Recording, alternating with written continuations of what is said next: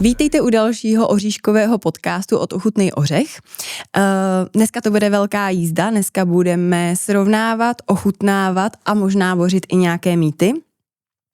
Minule jsme si povídali hodně o historii a dneska půjdeme do praxe. Dozvíte se možná věci, které jste o oříšcích a sušeném ovoci nevěděli a taky se dozvíte, jak poznat kvalitu na první pohled.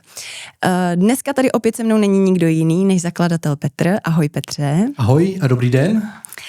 Jak jsem řekla, minule jsme zabrouzdali do historie a dneska půjdeme více do praxe. Jsi připravený? Výborně. Nevím, ale těším se.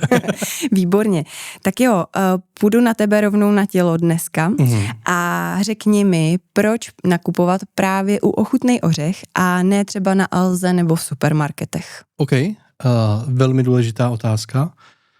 Jak už jsem říkal vlastně v prvním díle, tak vlastně my jsme ty oříškoví specialisti a oříškoví nerdi, který se zaměřují vlastně na ten úzký segment potravin a chtějí v ním jako být nejlepší a chtějí mít vlastně jako nejširší portfolio, co se týče oříšků, sušeného ovoce a dalších trvanlivých potravin.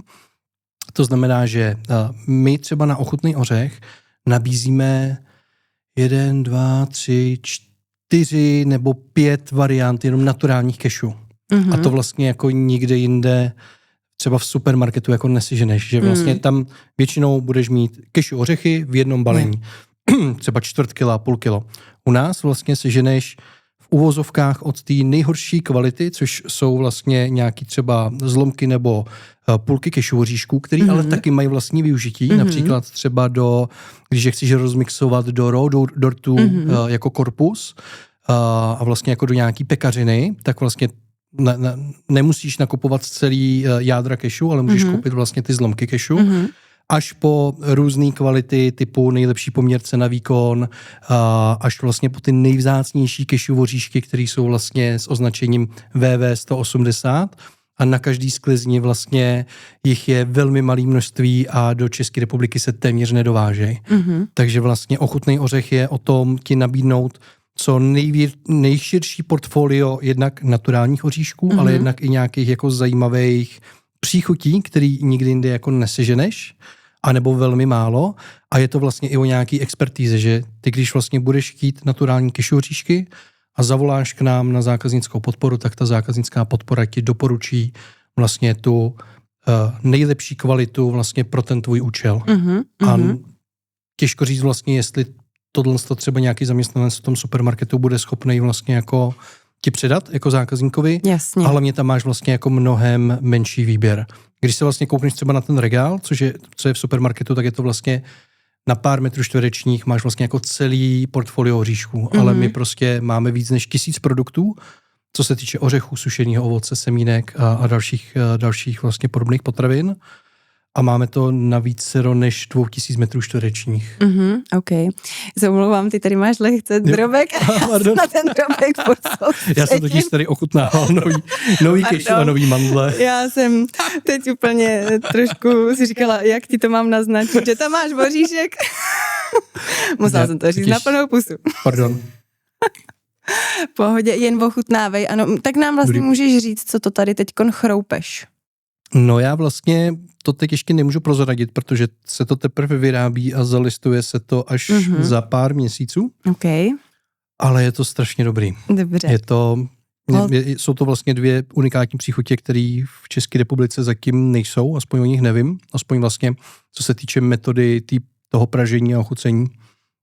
Ale ještě bych si to rád jako nechal pro sebe. Dobře, takže tím aspoň nalákáme naše posluchače a diváky na to, aby nás sledovali dál a aby se brzo dozvěděli, jakou dobrotu si tady teď ochutnával. Okay. Zatím budu jenom tak jako uzobávat, kdybych zase měl na sobě nějaký drobek. Dobře, já tě opravím, neboj. Okay.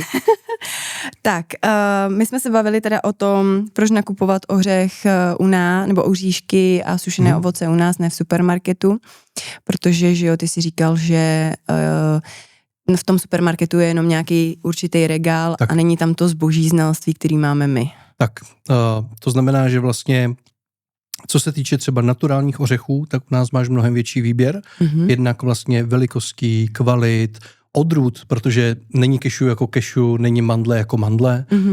Prodáváme třeba mandle ze Španělska, ale zároveň i z Ameriky, z Kalifornie, každá ta mandle chutná trošku jinak. A vlastně je mnoho nějakých rozřazení, jak ta mandle bude velká, jak je zpracovaná, jak je kvalitní, jaká odrůda vlastně jako té mandle je. A my se snažíme vlastně nabízet jako co největší portfolio, protože vlastně každý oříšek si najde vlastního zákazníka a někomu chutnají třeba spíš ty španělský mandle, které jsou takový, řekněme, mají trošku jako trpkou šlupku, ale mají takovou jako intenzivní chuť.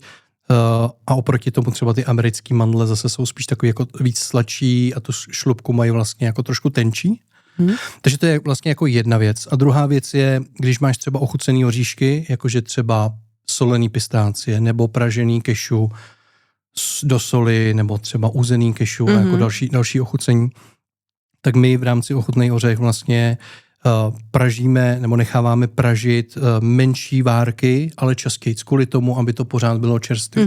Protože oni ty ořechy sice vydrží dlouhou dobu, ale jakmile je vlastně takhle upražíš a ochutíš, tak už vlastně ta chuť vlastně v průběhu času se trošku mění. Jasně. Takže to je pak třeba jako znát, když v supermarketu koupíš něco, co je třeba staršího, protože tam to funguje trošku jinak, že vlastně ty firmy, které dodávají do těch supermarketů, tak vlastně musí podepsat nějaký minimálně roční kontrakt, kde jsou nějaký podmínky, že musíš dodat takovýhle množství za takovouhle cenu.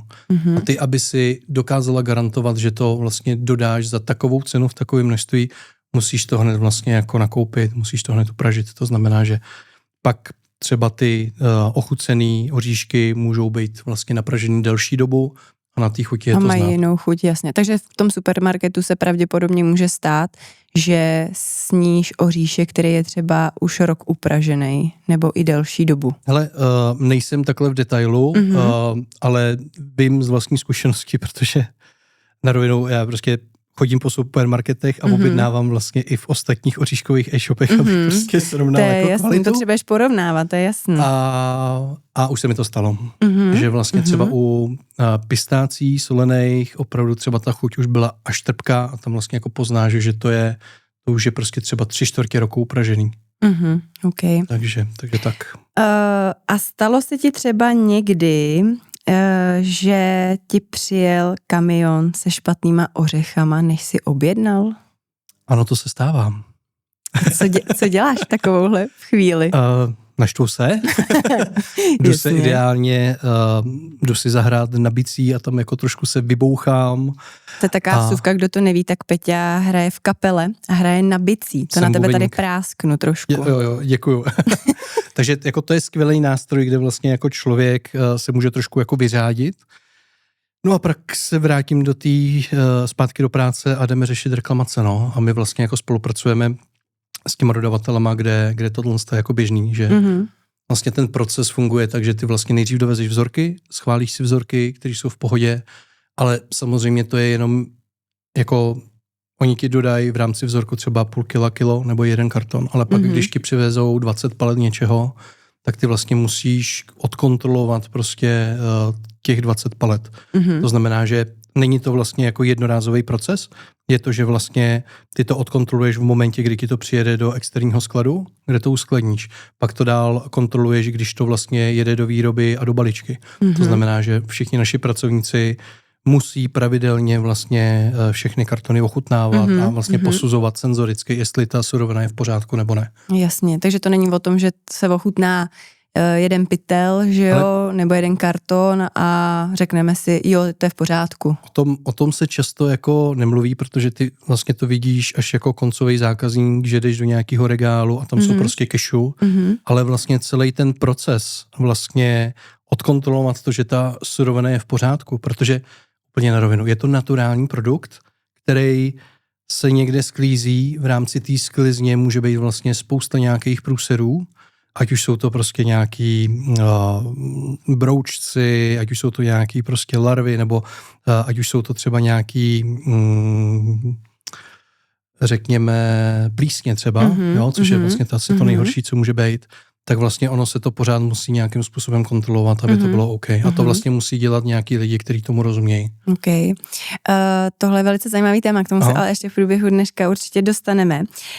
Já se tě ještě zeptám, když už jsme byli u toho supermarketu a u Ochutnej ořech, tak třeba my prodáváme nejenom oříšky, ale i sušené ovoce. Tak by mě zajímalo i proč by lidi měli nakoupit si sušené ovoce u nás a ne v supermarketu nějaké čerstvé, jako třeba mango, ananas a takovýhle. Jo, rozumím. Strašně dobrá otázka. Odpověď je, protože to sušený mango je čerstvější než to čerstvý mango v tom supermarketu. A hned vysvětlím proč. Protože vlastně, když se nad tím zamyslíš a koukneš se, jak vypadá ten ananas nebo mango čerstvý v tom supermarketu, tak ono je to vlastně jako, vypadá to pěkně, je to prostě jakoby dozrálý, ale aby to vlastně takhle vypadalo prostě tady v Českých Budějovicích v nějakém supermarketu, tak ono se to musí sklidit v té zemi původu prostě nedozrálý.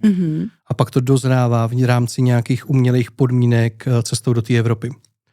A je vlastně strašně zajímavý a mě by to strašně zajímalo, jako kolik té suroviny vlastně se jako nepodaří takhle přivízt, buď řekněme včas, anebo prostě to třeba už, se jí jako třeba už vyhodí, bude jako špatný, protože vlastně ty to sklidíš nedozrálý, pak pod nějakou lampou prostě to jede na té lodi a tam je vlastně, řekněme, nějaký třeba měsíc, kdy vlastně to čerstvý ovoce nějakým způsobem dozrává. Ale ty vlastně jako nechceš jíst ovoce, který dozrává prostě takhle jako v umělých podmínkách. Ty chceš jíst prostě ovoce, který na tom stromě dozraje a až pak je vlastně sklizený.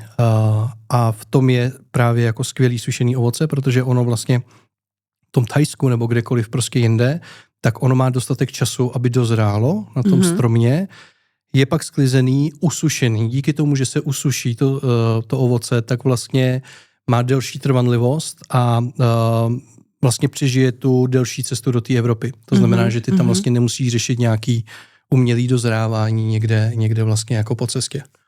Nad tím jsem pravda tak jako nikdy nepřemýšlela, že ty si z supermarketu koupíš sice třeba ještě nedozrálý buď to mango, nebo i třeba banán, nebo něco takového, že to je tvrdý, zelený, ale vlastně ono to jede několik dní, že jo? Tak by mě docela zajímalo, v jakém stavu se to jako sbírá. Ono to vlastně jede třeba několik týdnů, jo? Protože vlastně, aby se to vyplatilo, tak ono to jede po lodi a ta loď prostě trvá, než přijede do evropského přístavu. A důležitý je říct, že vlastně ty si můžeš koupit třeba čerstvý exotický ovoce, který je, řekněme, včera utržený, převezený vlastně jako letadlovou přepravou a dneska ho můžeš ochutnat. Na druhou stranu pak zase jako se budeme bavit o nějaký uhlíkový stopě má to své, ale životní prostředí a tak, že vlastně tohle to vlastně nemůžeš dělat v těch objemech, ve kterých se to ovoce jako dováží normálně. A zároveň je to samozřejmě strašně drahý, ale jakmile vlastně ochutnáš prostě mango, který má dostatek času dozrát v tom Thajsku versus to, co si tady teď koupíš v supermarketu, tak to je jako neporovnatelný rozdíl. Mně stačil jenom jako banán, když jsem ochutnal na Kubě jejich lokální banány versus klasický banán, který si koupíš tady, který prostě jíme třeba běžně. Je to úplně normální jako základní potravina. Chuťově prostě je to neporovnatelný. Je mi to jasný, že to bude úplně chuťově jinde, že jo? Že to tam na tom sluníčku hezky uzraje, když to tady, jak říkáš, to bude pod nějakou umělou lampou, že jo? Tak. Co si třeba myslíš, že Ochutnej ořech nejvíce ohrožuje? Nebo by mohlo do budoucna ohrozit? Hele, stále víc si myslím, že je to vlastně počasí, protože mi přijde, že rok od roku je počasí extrémnější, ve smyslu, že můžou být nějaký třeba povodně nebo požáry, různý další jako přírodní jevy a my to vlastně každý rok vidíme na různých sklizních, jo? Že ono stačí, že třeba v Turecku se něco takového děje a rázem vlastně se rozboří celý trh vlastně s merunkama nebo s lískovýma oříškama, nebo naopak v Americe, v Kalifornii, jakmile vlastně je nějaký problém, tak to ovlivní pistácie, ovlivní to mandle, ovlivní to třeba pekanový ořechy, nebo i vlašáky. Takže vlastně to si myslím, že je asi jako největší ohrožení, že vlastně jak to počasí bude extrémnější a extrémnější, tak vlastně kvalita těch sklizní, ale i velikost těch sklizní bude vlastně menší a horší. A vlastně každý rok my vidíme, že třeba nějaký oříšek najednou cenově vystřelí nahoru, jednou jsou to cashew, po druhý jsou to lískáče. To je shodou okolností jako případ jako dnešních dnů, že lískový ořechy jsou strašně drahý právě z toho důvodu, protože prostě ta současná sklizeň, nebo i ta sklizeň, která bude, tak je prostě předpověď, že bude špatná a tím pádem vlastně jako ten oříškový trh má prostě málo nabídky. S tím taky souvisí třeba trend dubajský čokolády, že jo? To bylo pistácie, všude Jasně. se nakupovaly pistácie ve velkým a podobně, až vlastně došly zásoby pistácií. Jo, to byl strašně zajímavý trend, který v současné době jsem si myslel, že už jako upadá, nebo minimálně jako v tom veřejném prostoru už se o něm tolik nemluví, ale zároveň vlastně jako spousta firem dokázalo vymyslet úplně unikátní produkty z příchutí dubajské čokolády. A my vlastně, když jsme, jak jsem vlastně sledoval ten pistáciový trh, když vlastně jako byl ten trend, když prostě fakt jako šel do výšin, tak to obrovsky ovlivnilo cenu pistácií. To znamená, že najednou prostě pistácie byly, když to přeženu, jako 2x tak drahý. Ale pak třeba nebyly, že vlastně i současný největší producenti pistácií prostě tak sami museli vlastně jako dovážet jako z třetích zemí, aby byli schopni je vlastně jako zpracovat. Což bylo jako strašně zajímavý a tím pádem vlastně i další země začaly vlastně jako se zajímat o pistácie, pěstovat pistácie. Takže sice nějaký trend, ale dodavatele to ohrozilo. A pane bože, nejsou určitě pistácie. Protože všichni chtěli jíst pistáciový produkty. Pak mám na tebe otázku, teď trošku přejdu z oříšků zase zpátky na sušené ovoce. Jestli pozná, nebo jaký je rozdíl mezi nesýřeným a sýřeným ovocem, protože my máme v sortimentu nesýřené mango, nesýřené meruňky a je tam samozřejmě nějaký rozdíl v barvě na první pohled, ale jestli nám dokážeš vysvětlit přímo, jaký je tam teda rozdíl. Ale my rozdělujeme vlastně sušený ovoce na takový 2 základní kategorie a jedna kategorie je, jestli je tam něco přidaného, to znamená, jestli je tam přidaný cukr nebo jestli je tam nějaký konzervant, který vlastně jsou tam dodaný z nějakého důvodu, aby vlastně ta trvanlivost byla vyšší. A pak je sušený ovoce, který je čistě naturální, to znamená třeba ty merunky, kde prostě je 100% naturální merunka.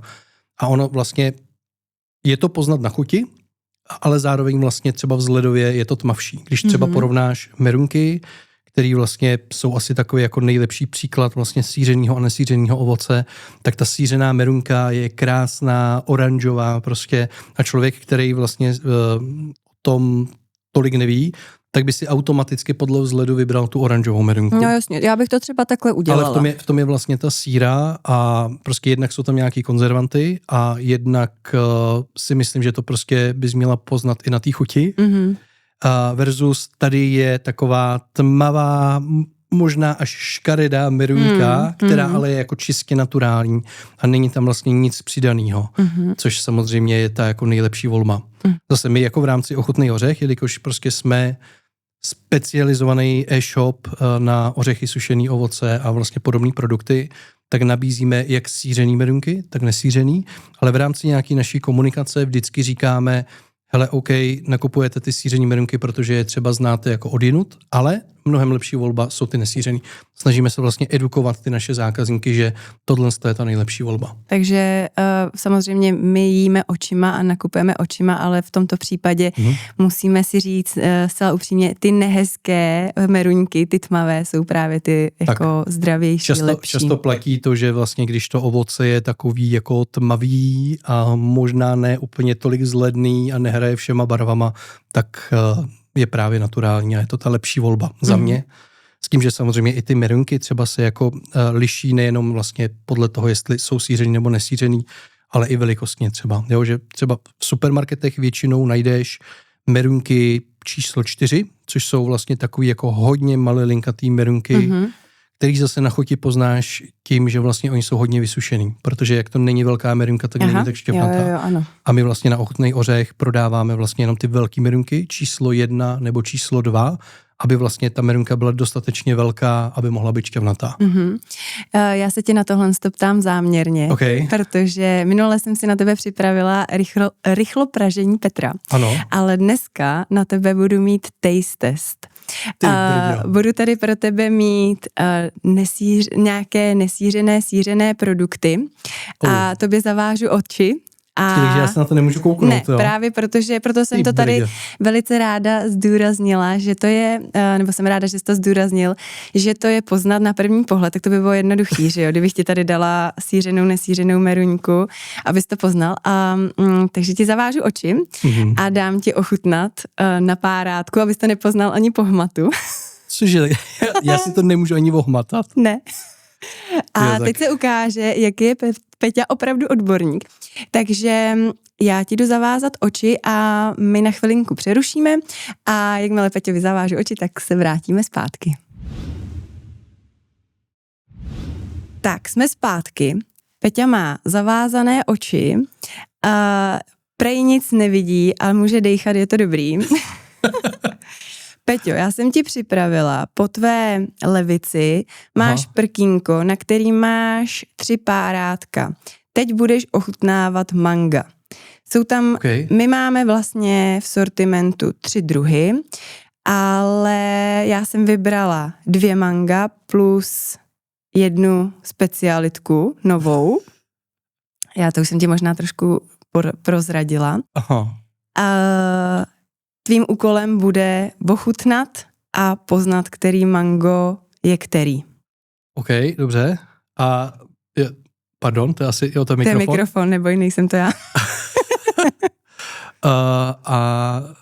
Podáš mi je, nebo? Jo, máš přesně tady.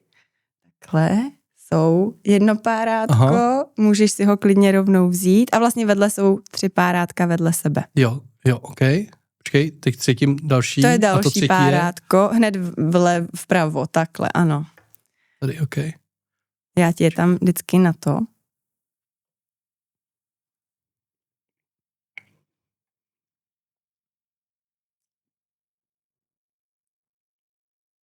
To bude možná... Jo, to je... Když jsi mi tam dala mangový váleček, ne? Jo, ano, správně. To poznám i podle tvaru. A samozřejmě podle chuti. Ano. Okay. Tak, až dožvejkáš, tak můžeš šáhnout po další. To mě prosím tě navádí, ano, jo? teď tam máš, přesně. Okay. Můžu k tomu čichnout? Čichnout můžeš, nedotýkat se.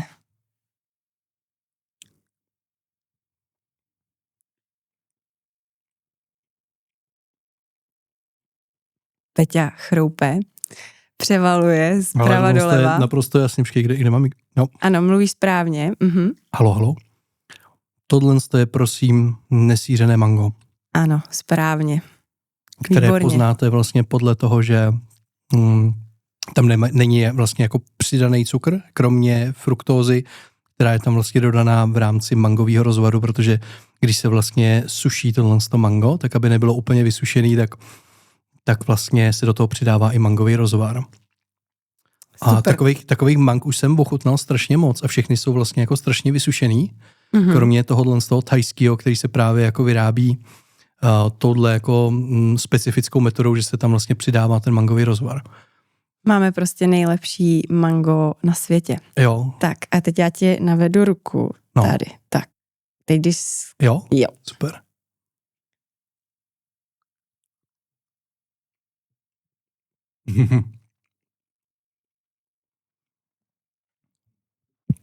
No, to je mango exkluziv, že jo? Tam je... Cink, cink. To je zase jako, tam je znát, že vlastně to nesíření mango je malilinka to víc tuší, než jako tohle z toho exkluziv mango, že to je jako hodně takový jako soft vláčný, ale zároveň vlastně je tam přidaný cukr, což poznáš hned vlastně na té textuře a na té chuti, že je to jako doslazený. Tak to bylo mango. Je vidět, poznal jsi mi všechny? Ano, poznal si je všechny. Je vidět, že Peťa je opravdu odborník na slovo vzaté. teď tě tam čeká trošku těžší věc. Jsou tam 2 meruňky. Jedna je sířená a jedna je nesířená. Okay. To si myslím, že je docela těžký, tak uvidíme, jak se s tím Peťa poradí. Takže si využila toho, že jsem řekl, že se to liší i v té chuti. Samozřejmě. Ty brďo, tak to jsem zvědavej, tak jo, to poznám. Máš tam zase 2 párátka. Já tě když tak zase navedu. Tady je jedno. Pojď do toho.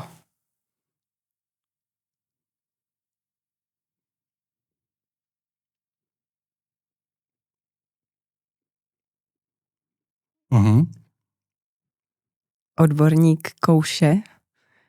Můžu ochutnat i to druhý? A pak se vyjádřím, jaký bylo, jaký? Dobře, je to těžký test, takže tady to ti dovolím. Já tě zase navedu.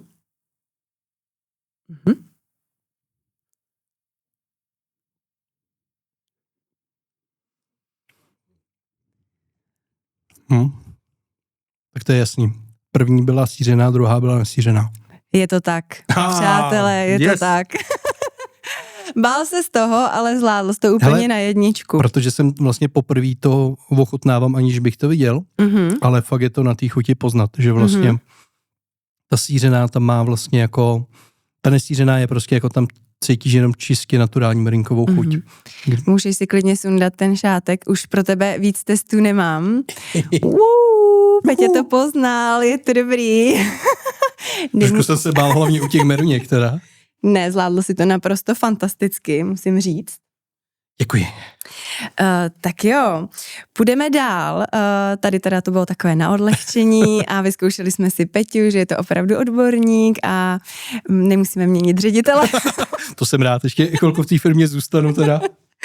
Tak jo, teď se dostaneme k tématu skladování produktů, aby si zachovali tu čerstvost a aby nám vydrželi co nejdéle. Peťo, prozrať nám nejdřív, jak se produkty skladujou v Čakovci. Jo. Důležitý je říct, že prostě prodáváme potraviny, které se musí nějakým způsobem skladovat tak, aby bylo všechno OK, protože vlastně naturální voříšky třeba, nebo většina druhů naturálních voříšků po té sklizně vydrží až 2 roky. I když my vlastně jako udáváme třeba minimální trvanlivost rok nebo takhle, tak prostě realita je taková, že jako teoreticky 2 roky, když to správně skladuješ, třeba mandle nebo kešu, tak to jako vydrží. Ale musíš je skladovat správně, což znamená, že musíš dodržovat nějakou určitou teplotu a nějakou určitou vlhkost vzduchu. To znamená, že všechny naše sklady jsou vlastně klimatizovaný, temperovaný, takže super je to, že vlastně ať už je jako zima, nebo ať už jsou prostě hici, tak v tom našem skladu jako je pořád stejná teplota a holky tam pořád nosí mikiny, protože prostě v zimě to musíme chladit a v létě naopak prostě musíme jako topit tak, aby vlastně jsme se pořád pohybovali někde kolem těch jako řekněme 19-20 stupňů. No tak to si asi myslím, že naopak v létě k vám všichni jezdí na návštěvy. V létě je to super, hlavně všichni lidi, co bydlí nebo pracují v podkroví, tak no tak ano, přijedou do Čakovce. Jestli chcete se schladit, přijďte do Čakovce. A něco ochutnat. A my si vás tam trošku i zaměstnáme. Ať tam jenom neochutnáváte, že jo? Můžete jít třeba na automatickou valící linku na chvilku. No, takže vlastně a vlhkost vzduchu do nějakých, řekněme, 65%. Jo, takže to jsou nějaké jako 2 metriky, které jsou jako naprosto základní. Překvapilo mě, kolik vlastně firem tohle to neřeší a vlastně mají to v nějakých jako skladech, které jsou obrovský. Často vlastně ten argument, proč to nedělají, je hele, my bychom se nedoplatili. Na druhou stranu, jakmile prostě jako v létě se něco stane, jsou velký hici, tak vlastně za pár dní se ti může jako zkazit zboží za několik desítek, možná stovek milionů korun. To je velká škoda. Takže já vždycky strašně rád jako porovnávám firmy, které vlastně třeba to dělají jenom chvilku, pár let, versus firmy, které vlastně jako v tom dělají třeba 20, 30, 50 let prostě a ty sklady jsou jako diametrálně odlišní. Prostě. Jedni řeknou, hele, máme prostě x tisíc metrů čtverečních, to by se nám nevyplatilo, máme tady maximálně nějaký chlaďák, kam dáváme jako čokolády.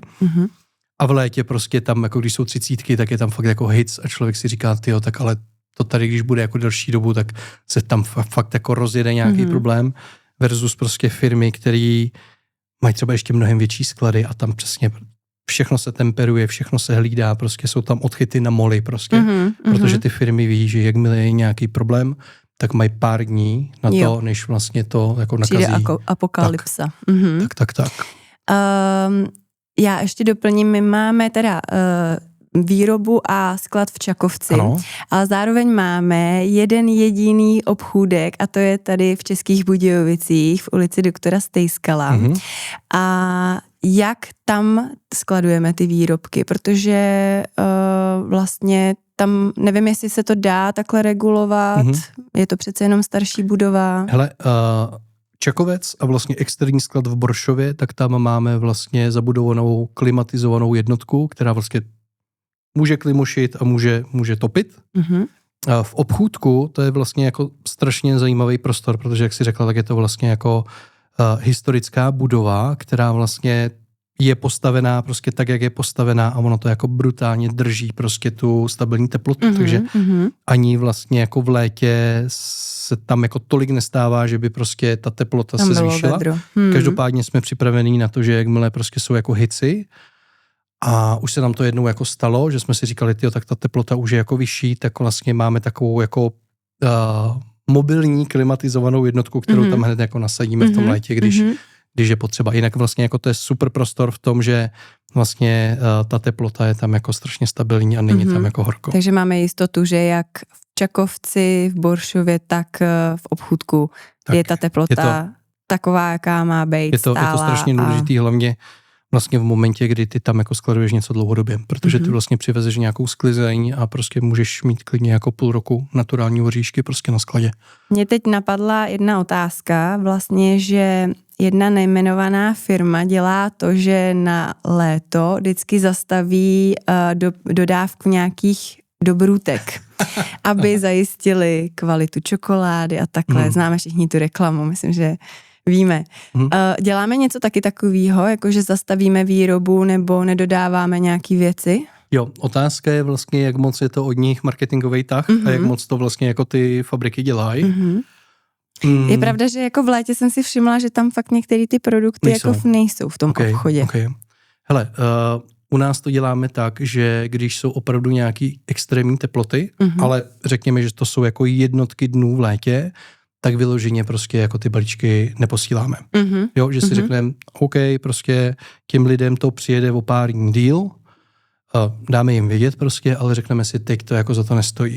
Na druhou stranu vlastně ty čokoládové oříšky, které vlastně řekněme, že můžou být jako nejvíc náchylný, tak ale jako i v tom létě prostě jako to úplně v pohodě jako vydrží, jo, že my jsme se vlastně toho strašně báli a pak jsme si řekli, hele, vyzkoušíme to jednu sezónu a i když prostě expirujeme třeba 20 000 zásilek prostě za měsíc, tak v tom létě vyloženě máme jednotky případů, kdy někdo zavolá, hele, třeba tady ta čokoláda se mi roztekla. A většinou je to něco, co ty vlastně nedokážeš ovlivnit. Je to třeba to, že ten řidič, který vlastně to veze od té přepravní společnosti, prostě nechá to auto někde na slunci, někde na sluníčku. Nebo prostě ten box může být někde prostě jako na slunci delší dobu a pak se to vlastně jako ale vlastně, že jo, vem si, že my to vlastně jako dneska vyexpedujeme a ty to zítra vlastně ten balíček si můžeš vyzvednout. Takže tam je jako velmi málo prostoru, kdy se může něco rozjet. A jak říkám, jsou to opravdu jednotky případů. Přesuneme se vlastně teda z našeho obchůdku a skladu k nám domů, do všech domácností. Jak by si doporučil, aby ty lidi, nebo aby všichni lidi skladovali správně oříšky a sušené ovoce? My tady máme za námi obaly, který jsou plastový a mají krásně tyhle ty dojpeky, to znamená, že jsou znovu uzavíratelné. A tak jestli to stačí mít v těch uzavíratelných obalech, nebo jestli na to je nějaká speciální dóza a jestli doporučuješ lednici, mrazák, jak mám je správně skladovat? Doporučoval bych to stejně, jako to děláme u nás ve skladu, to znamená, aby to bylo v suchu, v temnu, ideálně řekněme do nějakých 20 stupňů Celsia, ale prostě i do nějakých řekněme 22, 23 je to jako v pohodě, nebo by to mělo být v pohodě. Vlhkost vzduchu je důležitá, takže aby tam prostě nebylo víc než nějakých 65%. A co se týče vlastně toho skladování, tak ono se o tom zase jako moc nemluví, jo? Že jo, prostě plasty a teď se to jako hodně nahrazuje prostě třeba nějakýma papírovými obalama a další vlastně jako jiný alternativy, ale prostě ta praxe je stále taková, že vlastně ten plast má jako nejlepší bariéru na to, aby vlastně ty produkty byly co nejvíc jako v pohodě. To znamená, že v rámci jako toho skladování my jako firma prostě to pořád jako balíme do těch plastových obalů, protože tam máš jako x nějakých bariér, který prostě zajistí to, že ta surovina prostě bude v pohodě a neskazí se. Jedna věc je vlastně minimální trvanlivost. Jo, ale ta vlastně nemusí hrát roli, protože mnohem důležitější je, v jakém obalu to máš a jak to skladuješ. Můžeš mít minimální trvanlivost na naturální oříšek rok, ale když to budeš skladovat v nějakým blbým obalu někde na slunci, kde bude, nedej bože, ještě vlhkost, tak prostě se ti to skazí jako mnohem dřív. Jo, takže důležitá věc, kterou ještě bych rád řekl, že vlastně ten plast je stále nějaký obal, který je recyklovatelný. To je strašně důležitý říct. Existuje na to vlastně infrastruktura. Víš, že plastový obaly dáváš do žlutého kontejneru. Vím, že prostě pár let naspátky tady byly třeba trendy typu kompostovatelný obaly, že? A vlastně v jeden moment vlastně všechny oříškové firmy chtěly vlastně to balit do těch kompostovatelných obalů, protože hodíš to na kompost, že ono se to prostě rozloží. Nebyla to pravda, už vlastně jako se málo mluvilo o tom, že prostě ten kompostovatelný obal, ano, je kompostovatelný za nějakých určitých podmínek, který ale nejsou na tvém kompostu. To znamená, že když ty si to vyhodíš... Takže to nemůžeš na zahradě jen tak hodit do kompostu. Prostě. Můžeš, ale ono se to jako nerozloží. Nebo aspoň v rámci pár let prostě ti to tam jako zůstane. Takže tam zase by musela být nějaká teplota, nějaká vlhkost, aby prostě se to jako začalo rozkládat. Takže vlastně v jeden moment to byl velký trend, od kterého se jako dost upustilo. Druhý trend je vlastně mít obaly, který vlastně v sobě mají nějakou plastovou bariéru třeba uvnitř, ale navenek jsou třeba jako papírový. Takže vlastně když to bude takový jako hnědej papírový obal, tak ono nám to vlastně jako značí, že to bude víc třeba jako ekologický. Ale zase asi to tam díl nevydrží, ne? Jako ten... Hele, tam pak je, to už je pak ta debata, když vytvoříš papírový obaly, kolik třeba vody na to musí spotřebovat a jako dalších zdrojů, prostě, který vlastně jako tolik ekologický nejsou. A pořád jako když to skládáš pak jako z vícerou vrstev, že tady je plast, tady je papír, tak ruku na srdce, kdo si dá prostě tu práci doma, že vlastně to opravdu jako oddělí od sebe a často vlastně u toho obalu to nejde oddělit od sebe. To znamená, že ty vlastně to nezrecykluješ, ale prostě pak se to nějakým způsobem třídí a vezou to třeba do spalovny nebo v tom horším případě na nějakou skládku. Jasně. My to teda vlastně balíme do plastových obalů, který je teda super, že jsou recyklovatelný tak plně. Je na to infrastruktura, je to recyklovatelný a má to nejlepší bariéru. A navíc tam je skvělá věc za mě, že jsou znovu uzavíratelný, takže vlastně ty, když spapáš nějaký oříšek nebo sušený ovoce, tak si do toho můžeš doplnit vlastně další, že jo? Když si to koupíš třeba ve větším balení a chceš to dobře skladovat, tak to tam do toho nasypeš. Důležitý je říct, že ne všechny produkty jsou vlastně jako ve znovu uzavíratelném obalu. Máme i třeba nějaký produkty, který balíme na automatický balící lince, kde vlastně jako ten dojpek není. Na druhou stranu vlastně to moje doporučení, jak nejlíp vlastně jako skladovat ořechy, je, že ty si koupíš prostě kilovku těch kešů, kilovku těch mandlí, máš doma skleněnou vzduchem uzavíratelnou dózu a tam si to přesypeš a tam to skladuješ. A to je vlastně za mě jako ten nejlepší možný způsob, jak doma skladovat vlastně ořechy v suchu, v temnu, to, co jsem vlastně říkal předtím, a v nějaký uzavíratelný skleněný dóze. Pak ještě můžeš skladovat nějaký věci v ledničce. Ano, to jsem se zrovna chtěla zeptat. Okay. Takže můžeš skladovat věci v ledničce, většinou je to spíš jako, já bych doporučil třeba datle medjool, protože prostě jak jsou čerství, nejsou zasušený, tak ideální je vlastně jako mít v ledničce v nějakým zase nějaký uzavíratelný skleněný dóze a já je osobně dávám vlastně, jak máš takový ty šuplíky. Jo, dolů. Tak do toho šuplíku.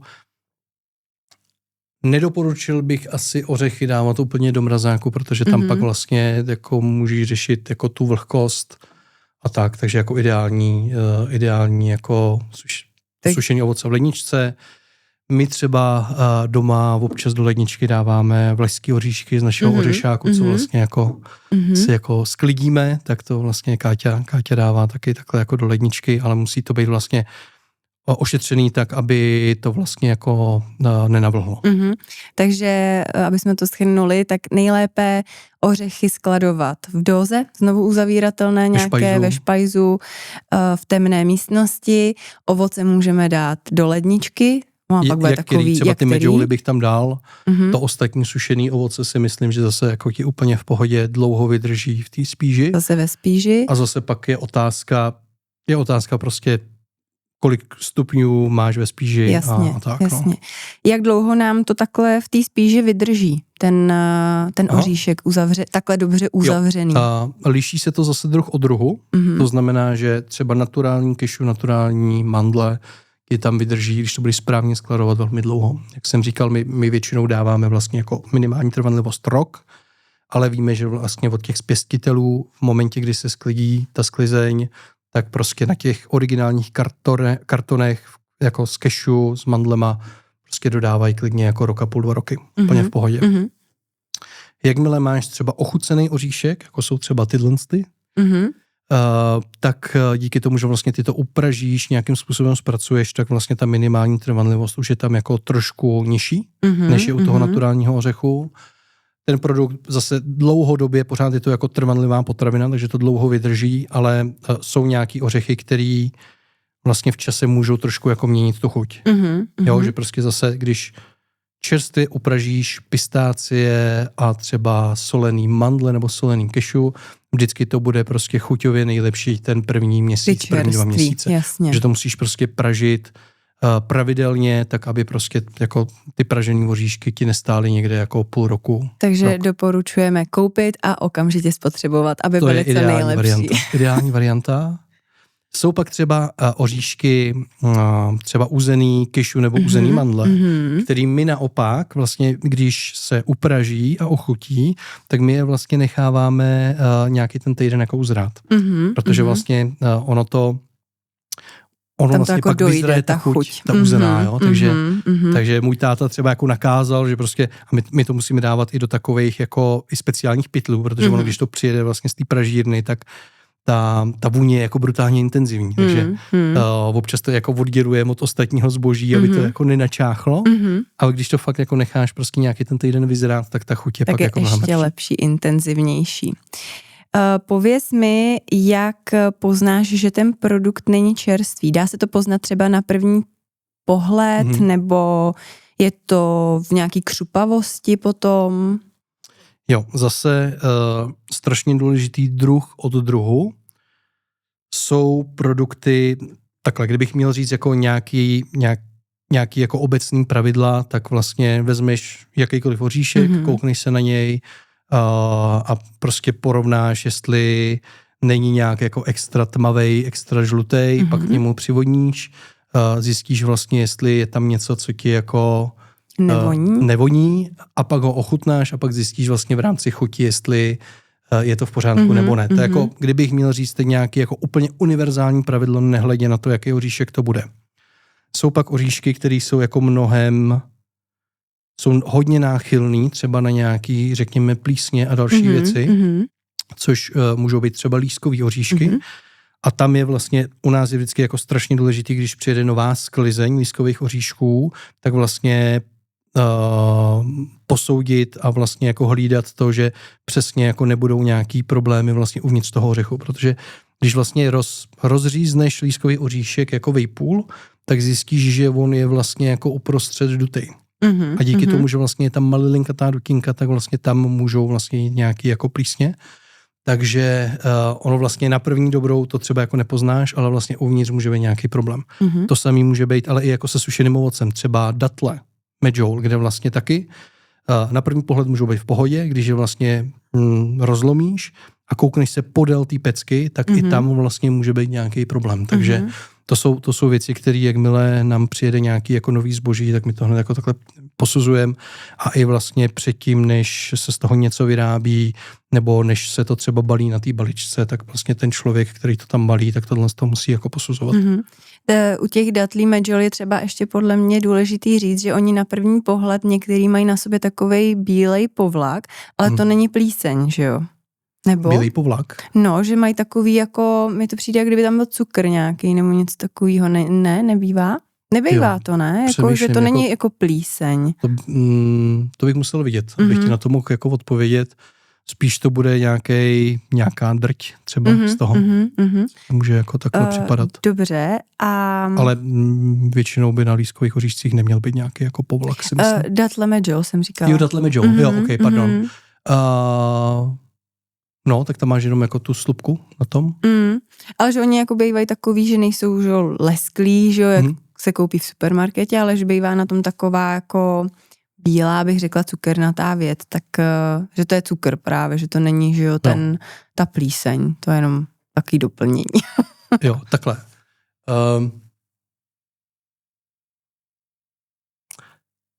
Zaskočila jsem ti svou otázku. Ne, spíš přemýšlím, jakože já bych tohle neřekl, že jako u datlí teda, řekl bych, že tohle se může vyskytovat třeba u fíků, jo. nebo u vlastně i jako jinýho sušeného ovoce, že ono vlastně, že máš nějakou sklizeň, ta sklizeň je někdy, řekněme, že se k tobě dostane vlastně v říjnu, v listopadu a teď vlastně jako ty to, že ho prodáváš a vlastně v průběhu času z toho můžou vlastně jako vystupovat přirozeně se vyskytující cukry.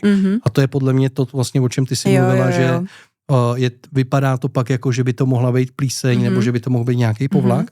A tohle se velmi často stává třeba právě u těch fíků. Jo, že vlastně, když si vezmeš, že nová sklizeň je někdy prostě, jo, že ji začneme prodávat říjen, listopad, tak vlastně jako v létě už tam jako může být nějaká takováhle jako vizuální věc, která jako ten fík je jako pořád v pohodě, ale nevypadá hezky. To znamená, důležitý je říct, my třeba na Ochotný ořech fíky neprodáváme celoročně. Jo, že prostě přijede. Máme vlastně 2 typy fíků. Jedny jsou vlastně takový ty baby fíky, ty menší, který vlastně dovážíme ze Španělska.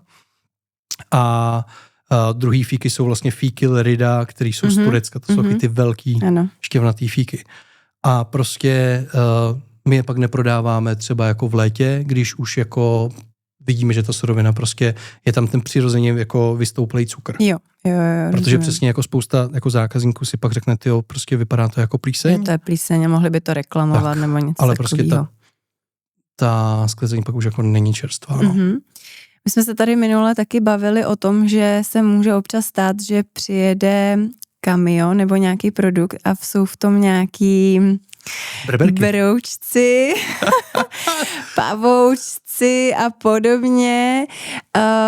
Jestli nám řekneš nějakou historku, co třeba přijelo takhle nežádanýho, nějaký černý pasažér a co s tím děláš, když se tohle to stane a jak se tam vlastně ten brouk dostane, že jo, vůbec?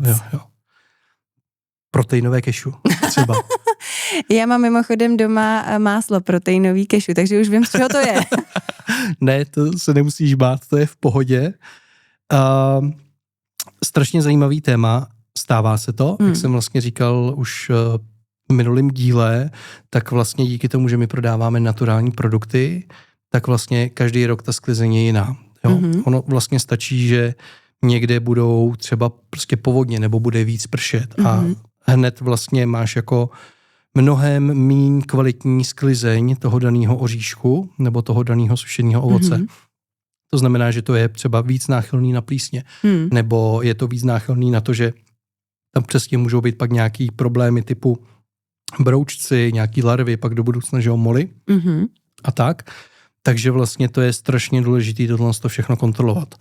A jak říkám, vím, že asi je to 3 roky zpátky, kdy byla fakt jako blbá sklizeň kešu naturálních, pak vlastně byla blbá sklizeň mandlí. Takže opravdu se stávalo to, že prostě jako přijela jedna dodávka něčeho a bylo to špatný, že jsme to hned posílali pryč, přijela druhá dodávka, taky to bylo špatný. Dokonce, jak jsem říkal, měli jsme toho jednoho dodavatele, který se to snažil uhrát na to, že hele, breberky jsou vlastně mrtví, je jich tam málo podle nějaký normy. Že ty už vlastně nežijou, takže, takže nic, jsme řekli, nic neobvyklého. Tak to si prodávejte jako jinam. Mm-hmm. A zajímavý fakt, teď přemýšlím, jestli to tady jako říkat na plnou pusu nebo ne. Pojď. OK. Zkusíš uhádnout, co se jako s takovou surovinou stane, když my vlastně to jako přivezeme. Normálně tak teď mi čteš myšlenky, protože teď jsem se tě na tohle jako přemýšlela jsem se na to mám vlastně zeptat, jo? Ale teď jsem na tím uvažovala, že vlastně ty vrátíš tady tohle, ten kamion těch věcí, které jsou špatný, že jo? Jsou tam nějaký ty breberky, tohle.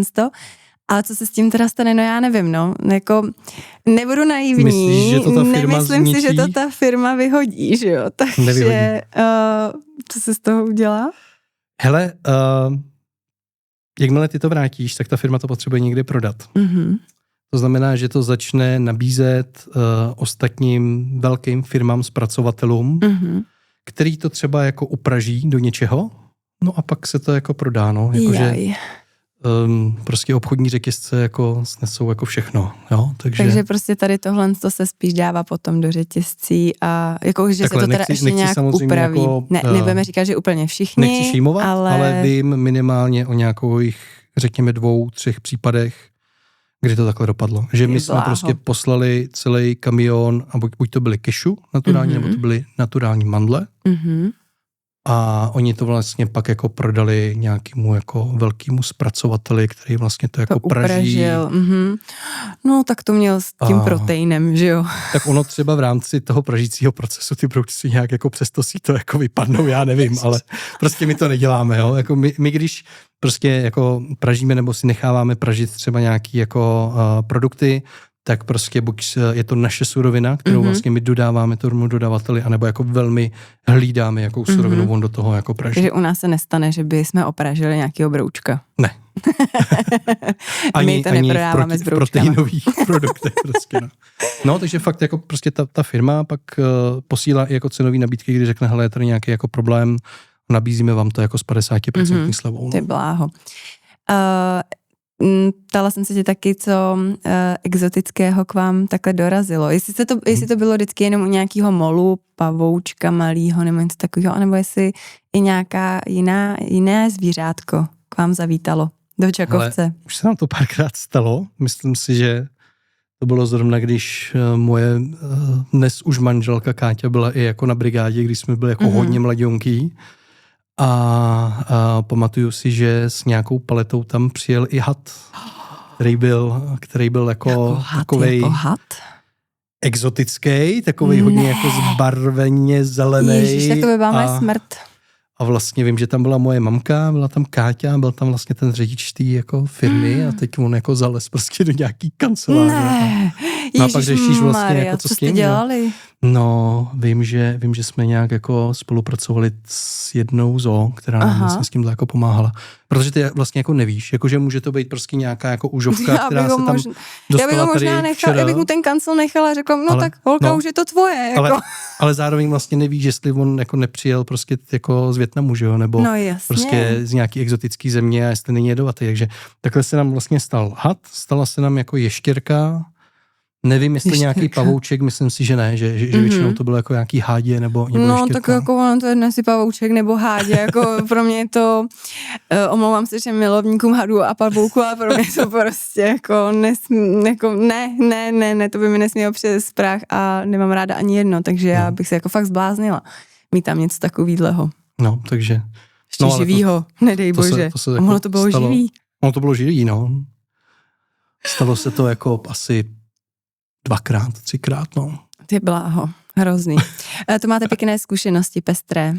Tak nenudíme se, no, to je pravda. No ale co se týče ještě třeba jako, že jo, tak jako můžeš tam mít třeba v těch oříšcích takový ty pavučinky. Jo, že vlastně ono jako v jeden moment se tam vlastně jako nakladou třeba nějaké jako larvičky a pak vlastně se z toho, že jo, vylíhnou takový ty mouční moly. Ano. A to je taky jako strašně důležitý sledovat a kontrolovat, že vlastně když jsou pak ty špatný sklizně těch naturálních oříšků, tak je tohle jako velmi častý. Jo, a ono vlastně jsou vlastně jako dvě možnosti. Jo, buď ty to máš v nějakém balení, který je uzavřený a třeba to jako dlouhou dobu jako nic nedělalo, protože prostě to bylo v nějakém chladáku, nebo prostě to bylo to, ale jakmile je třeba jako vyšší teplota, tak se tam vlastně jako něco rozjede. A pak je vlastně ta druhá možnost, která je mnohem častější vlastně jako v našich spížích, že jo, doma. A to je to, že vlastně, že jo, ty máš nějaký otevřený balení a máš jako nějaký balení, který si zapomněla, že tam jako máš. Že tam vlastně je. A to se vlastně jako pak nakazí jako všechno ostatní, jo. Že? Takže i u nás vlastně, když přijede nějaká jako ta nová sklizeň, tak vlastně vždycky nejdřív tu surovinu dáme někam jako na odlehlý místo, aby jsme jako zjistili, hele, v rámci týdne 2 jako stane se s kým něco, nebo je to v pohodě. Jakmile je tam nějaký problém, tak okamžitě to musíš izolovat.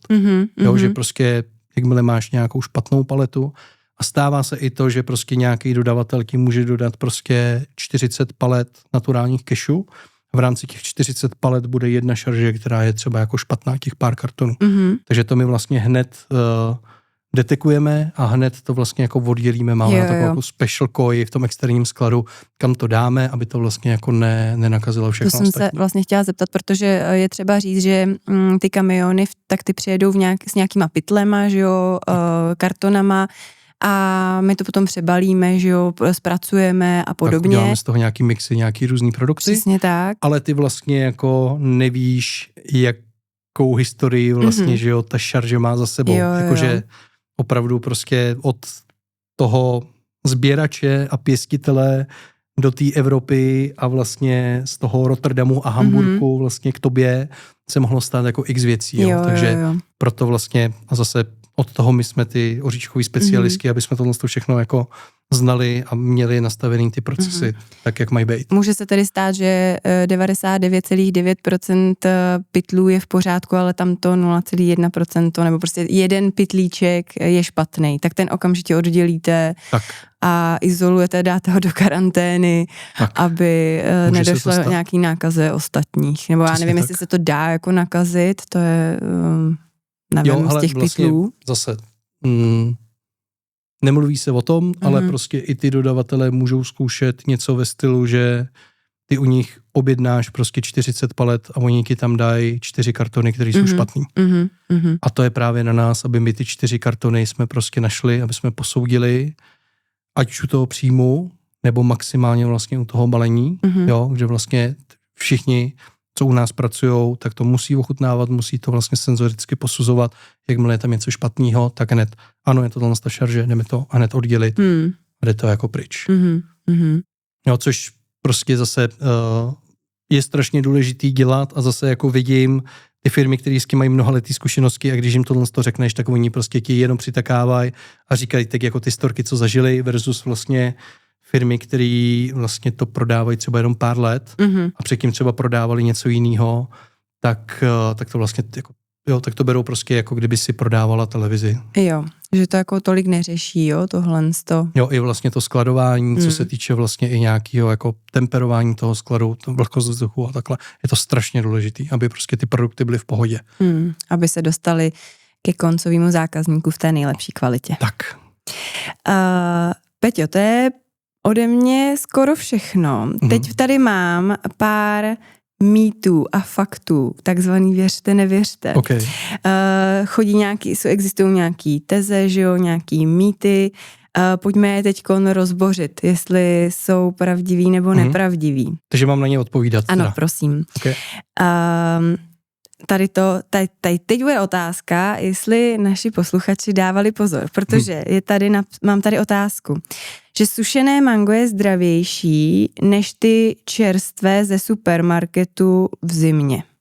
Nebo prostě jako v zimě celkově, že je sušené mango čerstvější a zdravější než to ze supermarketu. Tak, čerstvé. Pravda, protože to sušený mango je čerstvější než to čerstvý mango, který si myslíme, že je čerstvý. Z toho důvodu, že to sušený mango dostatečně dozrálo v zemi původu, u nás třeba v tom Thajsku nebo Vietnamu, a usuší se a doveze se do Evropy.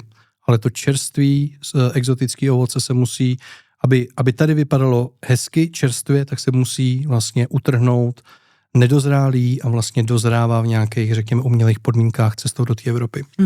Takže ano, sušené mango je čerstvější. Ano. Když otevřeš oříškové máslo a na povrchu je olej, tak je automaticky to máslo zkažené. Pravda nebo lež? Lež. A to se dozvíme teď na konci pořadu. Jo, protože vlastně tam jsou přirozeně se vyskytující tuky a jako vlastně jsou to, řekněme, rozemletý oříšky, tak zákonitě ten tuk nebo ten olej z těch oříšků vlastně vystoupá na povrch. Takže tam stačí jenom vlastně promíchat to oříškový máslo a je to v pohodě. Takže prosím vás, nevyhazujte másla, na kterých je ten tuk, je to prostě přirozený tuk z oříšků. Dokonce to máme napsaný i na etiketě, že stačí krém promíchat. Výborně. Pak tady mám, že doporučená denní dávka para ořechů je 2 až 3 denně. Pravda či lež? Pravda, protože para oříšky obsahují velké množství selenu a 2 až 3 oříšky denně jsou jako optimální jako dávka. Takže bych nedoporučoval sníst prostě půlkilový balení na posezení. Pojďme říct, že asi když se jich sní malinko více než třeba ty 3, tak to s tebou jako nic extra neudělá, tak. Ale asi možná z dlouhodobýho by to nemuselo dělat úplně dobrotu. Jako 2 až 3 ořechy jsou vlastně jako nejlepší. A zase prostě každý oříšek má trošku jako jiný vlastnosti, takže nejlepší je prostě jíst vyváženou hrst různých oříšků. Ano. Každý den. Proto máme 30denní oříškovou výzvu, která je o tom, že vlastně každý den budeš jíst hrst oříšku v podobě 30 gramů. A je to vytvořeno ve spolupráci s nutriční specialistkou. Přesně tak. Tak a poslední, věřte, nevěřte, arašídy a pínové oříšky nejsou ořechy, ale fazole. Pravda nebo nepravda? Arašídy a píniové oříšky. Arašídy a píniové oříšky nejsou oříšky, jo, protože vlastně i když pínie se nazývají píniovými oříšky, tak jsou to vlastně jako semínka borovice. A arašídy taky nejsou oříšky, protože je to luštěnina. Je to podzemnice olejná. Podzemnice olejná, ano. No, tak výborně, tady jsme rozbouřili některé mýty a fakta. Zase jsme se dozvěděli něco nového. Na úplný závěr, Peťo, jestli bys nám prozradil, jestli existuje nějaký zázračný ořech, o kterém se málo mluví, ale každý by ho měl mít doma. Jak už jsem říkal předtím, nemyslím si, že je to o tom říct, jestli jeden konkrétní oříšek budete mít mnohem lepší život. Je to sakra, to jsem asi neměl říkat. To je dobrý, kupte si tento speciální oříšek. Tak řekne, že to asi. Ano. Nemám říkat. Každopádně, nejlepší je mít vlastně hrst různých oříšků a to vlastně mít třeba jako každý den. Já osobně si vlastně to dávám mám to jako nějaký ranní rituál, že prostě mám směs naturálních ořechů a to si dávám třeba k nějakému jakoby jogurtu nebo prostě do nějakých jako snídaní. Protože vlastně každý ten oříšek je dobrý na něco. Řekli jsme si, že para oříšek je skvělej na selen, pak jsou tady oříšky, které jsou zase super, že jsou jako hodně tuční, jako jsou třeba makadamy. Jo, pak jsou třeba mandle, který vlastně naturální mandle ve šlupce, tak zase mají jako spoustu vlákniny. Jo, zase pistácie taky jako spousta jako zdraví prospěšných jako látek. Takže vlastně ta nejlepší varianta je opravdu, řekněme, prostě těch 20-30 gramů, ale prostě každý den naturálních oříšků. Kombinace všech. Tak a proto vlastně jsme i udělali tu 30denní oříškovou výzvu, kde vlastně tam máš jako různý, vlastně jako nejvyváženější poměr různých oříšků, kterou by si jako měla dávat denně. Mohu jenom potvrdit, já ji mám a jím ji každý den. Super, je to výborný, fakt je tam všechno. Ale jsou tam právě třeba ty para ořechy a občas se mi stane, že do nich šáhnu, že jo, a tam těch 5 para ořechů, tak já si je tam vždycky jako vyhazuju, aby jsem snědla tu svou doporučenou denní dávku 2 až 3 denně. Když si dáš o jeden, tak navíc, tak se nic nestane. Já to nebudu pokoušet. teď úplně na poslední závěr, máš nějaký produkt, který by si chtěl vyzdvihnout, doporučit, říct, na co se mají naši posluchači a sledující těšit? Mám strašně moc produktů, který jsem objevil po celé Evropě. Já se teď jako hodně zaměřuju na evropský dodavatele, protože vlastně dlouhou dobu jsme se zaměřovali vlastně jako na ty hodně jako mimo evropský. Aha, tak jsme Amerika, Evropa, že jo? Latinská Amerika, jihovýchodní Asie prostě a takhle.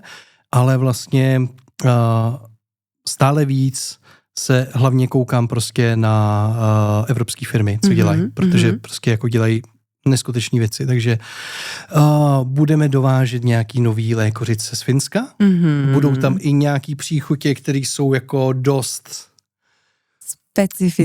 specifický a jsem strašně zvědavý, jak vlastně jako český spotřebitel k tomu přistoupí, protože ve Skandinávii se to prostě jako jí po tunách, ale zároveň, jak jsem to ochutnal, jsem si říkal, tyjo, i na mě vlastně na ty jako lékořicový produkty, který jako mám rád, je to vlastně jako heavy, že jsem strašně zvědavý, prostě tak jak platí u lékořicí, buď jí miluješ nebo nenávidíš. Je to velice specifický produkt. Tak to bude ještě jako level 10. Tak to bude ještě specifický. Proč? Pak tyhle ty oříšky, který vlastně budeme dovážet ze Španělska a jsou jako zase nasucho pražený a jsou jako skvěle ochucený. Nechci teď úplně jako říkat, jaký přesný ochucení to je, protože zrovna teď řešíme výrobu, takže chci to říct, až to vlastně bude prostě 100% u nás a na skladě, až to k nám jako pojede. Nebojte se, podělíme se s váma o to, jakmile to budeme vědět, tak to... Můžu říct, že vlastně jako tohle je taková jako specifická chuť, která mě zaujala, když jsme vlastně jako jeli s rodinou po Itálii a dávají to hodně do pasty a OK, je v tom černý pepř, takže možná někomu pak může jako dojít, jaká kombinace chutí to je. A vlastně můžeme asi taky prozradit, že opět je to chuť, kterou buď to miluješ, nebo nenávidíš. Jo, já ji miluju, zjistil jsem, že jako jsou lidi, kteří třeba řeknou, hele, tohle to mi jako tolik nejede, ale jako já to miluju strašně. A pak ten oříšek je zase jako zajímavý. Není tam čokoláda, ale je tam něco, co se používá jako v rámci čokolády a je tam mořská sůl, takže zase jako strašně zajímavý ochucení. Miluji věci s mořskou solí. A pak tam máme ochucený oříšky, které budou takový jako do letních příchutí, až budeš takhle sedět třeba s tím prosečkem někde na verandě, tak jako, aby byla nějaká jako letní příchuť kešu oříšku. Takže na to jsem jako strašně hrdý, ale nechci to ještě teď prozrazovat, dokud nebude 100% jistý, že to přivezem. Takže se máme na co těšit. Čeká nás spousta novinek zajímavých. Přesně tak. Výborně. Tak tím pádem to je pro dnešní díl opět všechno. Peťo, já ti opět děkuju, že jsi tady byl se mnou. A pokud se vám dnešní díl opět líbil, tak nás nezapomínejte odebírat na Spotify a Apple Podcast, anebo sledovat na YouTube a na všech sociálních sítích jako Instagram, TikTok a Facebook, kde se o těchhle z těch novinkách hlavně dozvíte brzo více. A já vám děkuji a mějte se krásně. Ahoj. Mějte se nádherně a křupejte oříšky. Ahoj. Moc děkuji, že jste si poslechli tento díl podcastu až do konce a pokud se vám tento díl líbil, tak bych vás moc poprosil, abyste nás odebírali buď na YouTube, nebo na Spotify, nebo Apple Podcast a samozřejmě nás najdete i na sociálních sítích, jako je Facebook, Instagram nebo TikTok. Mějte se krásně a přeji vám křupavý den.